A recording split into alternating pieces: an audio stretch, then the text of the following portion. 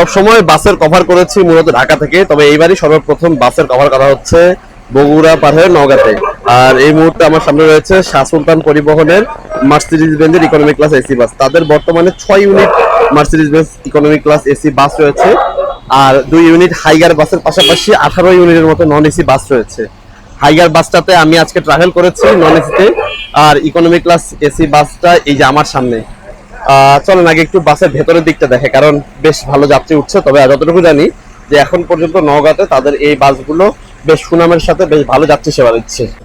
তাদের non AC Higer বাসটা আর এই বাসটার সিটগুলো আমার কাছে মোটামুটি একই রকম মনে হয়েছে। বাসে লেগ রেস্ট রয়েছে, নেক পিলো হেড রেস্ট রয়েছে। এই বাসে 2:2 ফরমেশনে মোটামুটি 36টা সিট রয়েছে। আর সিটগুলোর সামনের দিকে বেশ ভালো লেগ স্পেস আছে, এটা হচ্ছে একেবারে সামনে, এবং ঠিক মাথার উপরের দিকে যে এসির ভেন্ট এবং ring light. Non AC Higer বাসটা হচ্ছে একই রকম রিং লাইট এবং এসির ভেন্ট দেওয়া রয়েছে, তবে উপরের দিকে বেশ ভালো একটা ডেকোরেশনের ভাইব রাখা আছে। আর এসি মোটামুটি বেশ ভালো কুলিং, যেহেতু এখন দুপুরবেলা বেশ ভালো গরম রয়েছে বাইরে। এই হলো বাসের ভেতরের পরিবেশ। মোটামুটি ভেতরের পরিবেশটা ভালো এবং ডেকোরেশন খুব খারাপ না। As a economy class AC বাস হিসেবে বেশ ভালো ডেকোরেশন করেছে। তবে শাহ সুলতান অ্যাজ এ নতুন কোম্পানি হিসেবে তারা একসাথে 6 ইউনিট মার্সিডিজ বেঞ্জের বাস নিয়েছে, এটা আসলে বড় কথা। আর এখন পর্যন্ত এই এয়ার সাসপেনশন বাসগুলো যাত্রীরা বেশ ভালো মানের যাত্রী সেবা পাচ্ছে।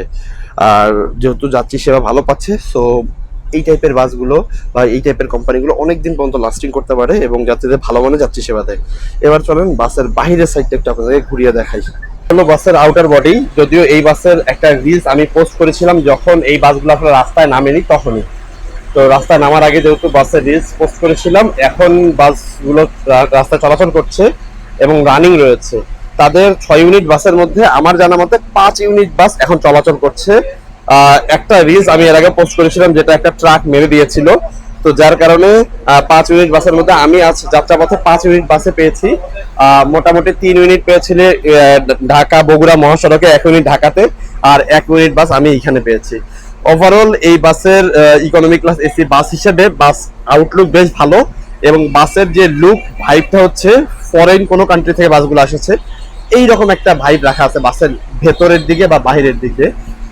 আর অ্যাজ ইউজুয়াল অন্যান্য বাসগুলোর চেয়ে আমার কাছে কিছুটা হলে ভালো মনে হয়েছে, কেননা হচ্ছে মার্সিডিজ বেঞ্জের উপর অনেকেই আজকাল এসি বাস বানাচ্ছে, সেটা হচ্ছে স্লিপার বা সুইট ক্লাস বা ইকোনমি ক্লাস বাস।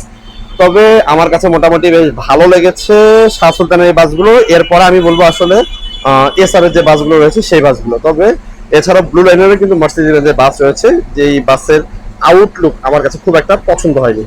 তো ওভারঅল বলতে গেলে এই বাসের আউটলুক, পেইন্ট স্কিন সবকিছু বেশ ভালো মোটামুটি।